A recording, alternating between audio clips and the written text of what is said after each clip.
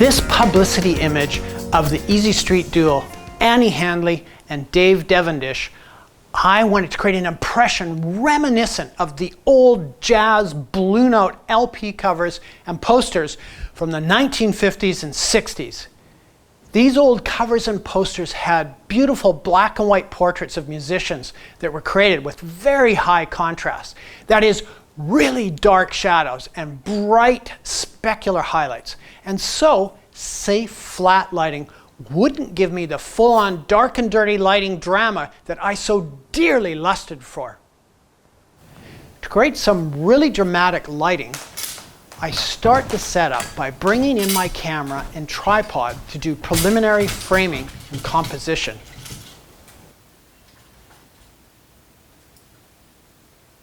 I always work this way, create my lighting to the camera. It takes only a few moments to rough in the camera height, the zoom of the lens, and my viewpoint angle. So that I can shoot tethered, I place my laptop mounted on a Tethered Tools tray next to the camera. A Tethered Tools USB cable connects the camera to the laptop. With this connection, the images will transfer immediately from camera to computer every time I fire the shutter. With the camera and computer in place, it's time to bring Annie and Dave out onto the set. Okay, so Annie, I want to bring you in first. So like that, I think. We'll fine tune as we go on. Hands like this, okay. And you're pretty much going to be looking that way. Okay. All right, so try that out. Yeah, good. Dave, you're just going to be like back to back, right? Got the base like this. Do your thing. Do your thing. Okay. Like that. Yep. That's good. I'm just going to take a look.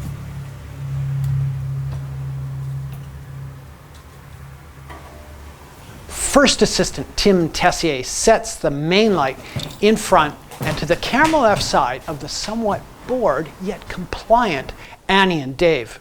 This light source consists of a studio strobe fitted with a medium softbox and soft grid. Tim connects the AC cord from the wall into the strobe.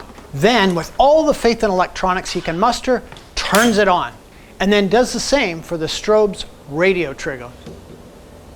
If you want to feather that light more straight onto us. Okay. Good. Okay, and then raise it up a bit. That's a little too much, down just a hair. That's good. Okay, and then feather it back towards the back, that door there. A little more. Good. Okay, just let me read that and see what we've got.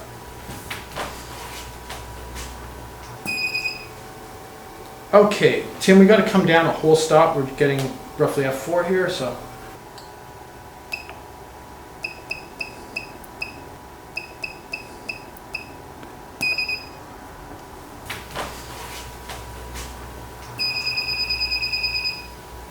Okay, 2.8, that's good.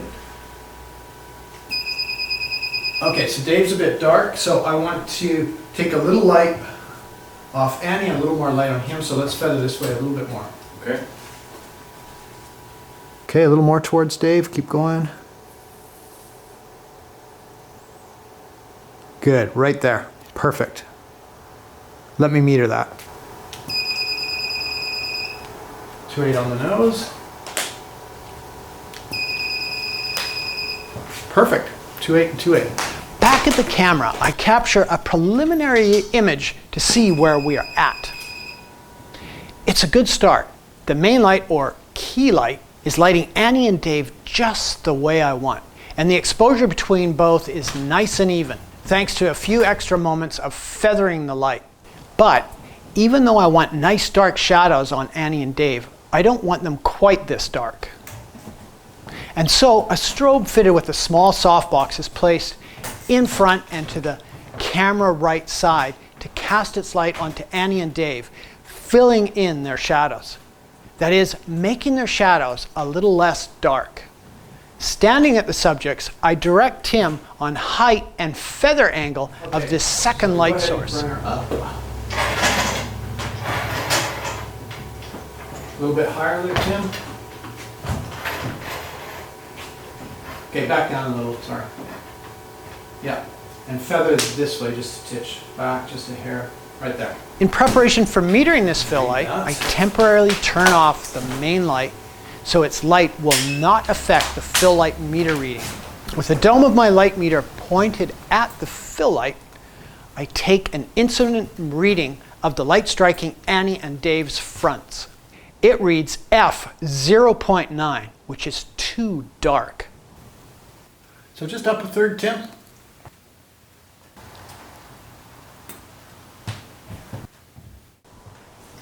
It now reads f1.0.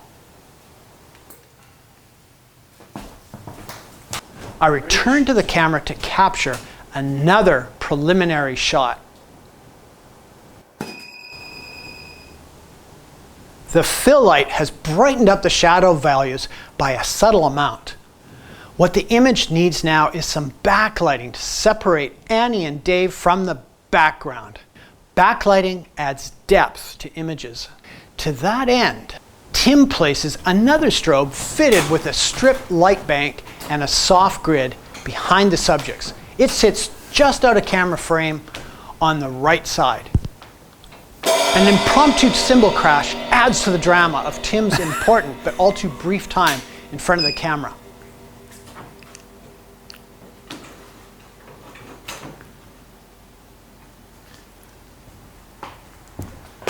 Having come to terms with Tim's brief drum solo, I, from the subject's position, give directions on how I want this source oriented. Back just a bit. And can you come down a little bit lower for me? Right there, perfect. Satisfied with Tim's adjustment, I whip out my meter to check the brightness of this backlight rim light on Dave. Then disaster strikes, the strobe misfires, and much drama ensues as we troubleshoot the problem under much duress. Finally, the incident meter readings are taken. Okay, can you turn up 5 clicks?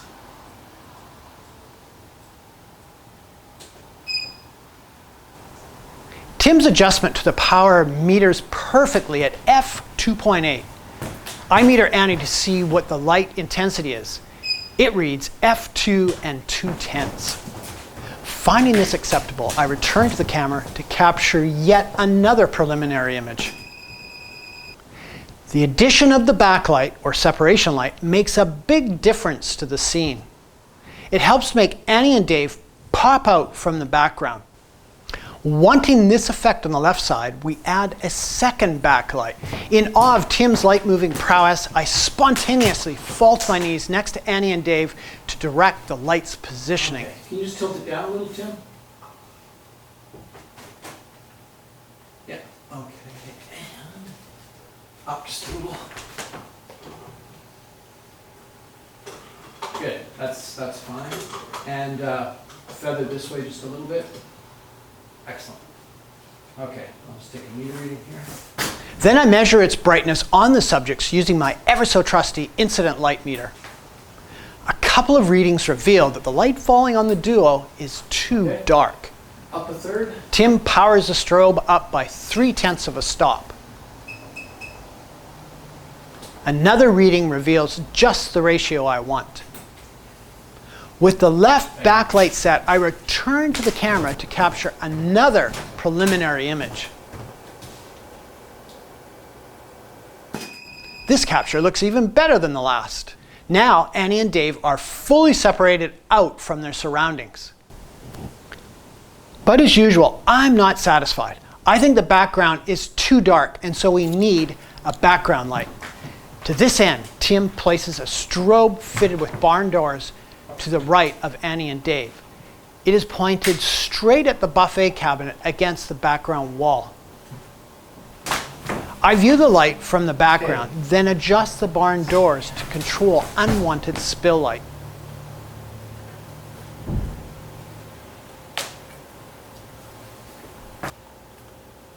An incident meter reading is taken at the wall. The reading is a little bright for what I'm after. Down just 0.2, please. So, Tim turns down the strobe's power. A reading at the cabinet and then the wall reveals just the brightness ratio I want.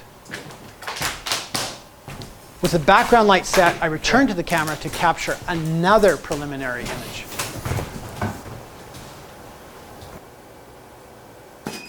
This is an improvement on the background. Now we can see some subtle detail showing up on the cabinet between the subjects. The wainscoting next to the guitar is brighter, as well as the basket on the floor on the other side of the cabinet. Better, but I want more of the background to show up. To this end, another strobe, also with barn doors, sits just out of camera frame on the left near the background wall. It is set up high on a stand. Since the left side of the background wall sits closer to the light than the right side, I adjust the barn doors to partially block some of the light from the near side. So Tim, can you just feather it this way a little bit? Back just a touch. Good. And just a tad higher, like about 4 inches higher. Okay, down just a little. Good. And feather this way just a little. Great. Okay, let me read that.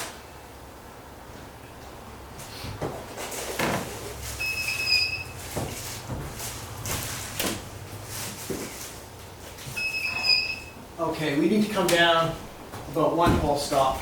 Incident meter readings of this second background light reads too bright. So Tim turns down the strobe power.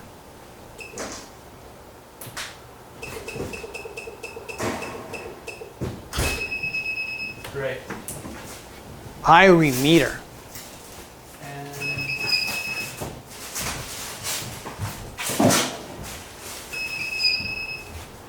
Okay, I can live with that.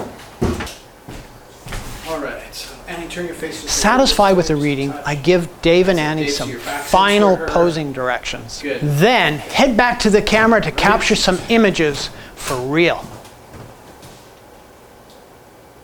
Ready to go. And do a little action, Annie. Can you actually do some singing for me? Yeah. Come on. You can do it. Abracadabra. Nice. Cool down. Throw your head back a little bit, Annie. Spinning round and round. Round and round and Annie, round. hold the tripod with She 2 legs. goes where she stops, nobody knows.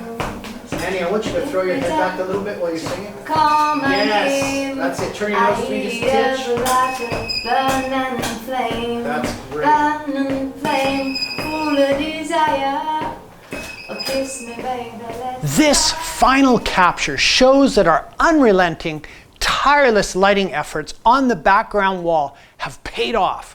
And the added brightness gives better background separation to the subjects. And notice how evenly lit it is, considering that the camera left side of the wall is way closer to the light source than is the right side. All this is thanks to feathering both barn doors and the strobe itself. Amazing!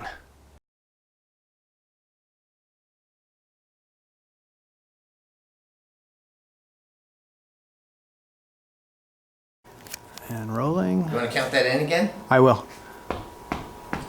1, 2, 1, 2, 3, go.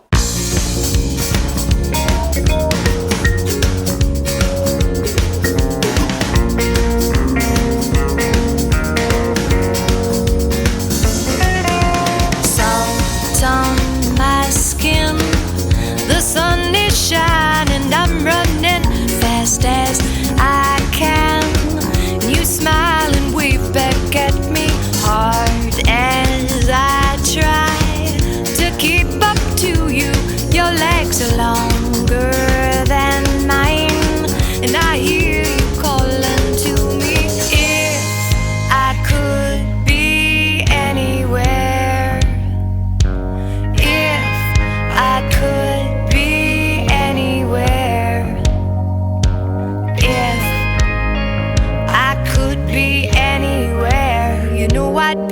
you. I would be with you. Well, I would be with you. I'd be with you.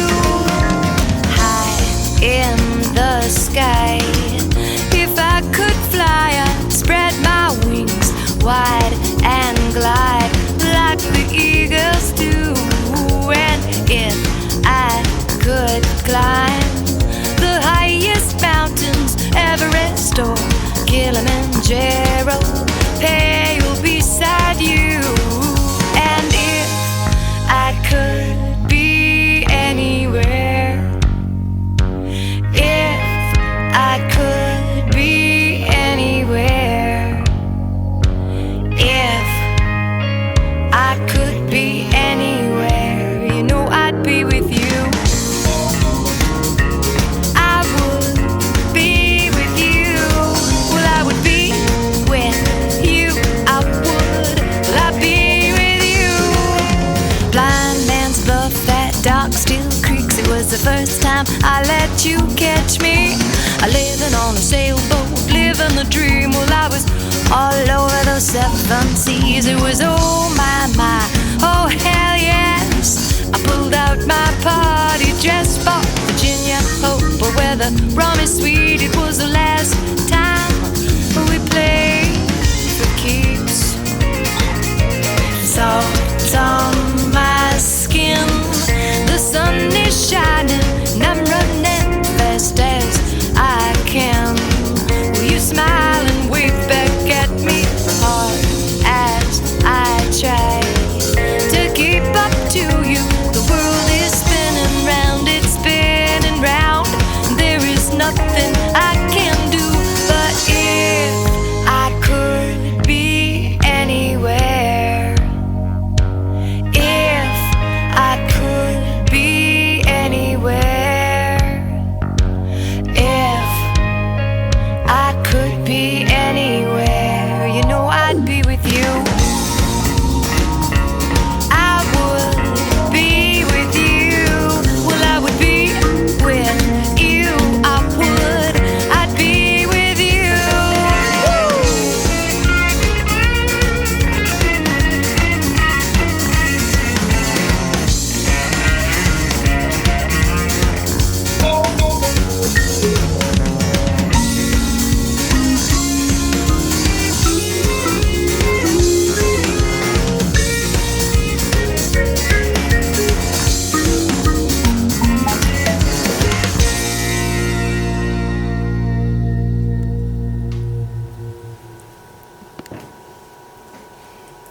Thank you, thank you. Thank you very much.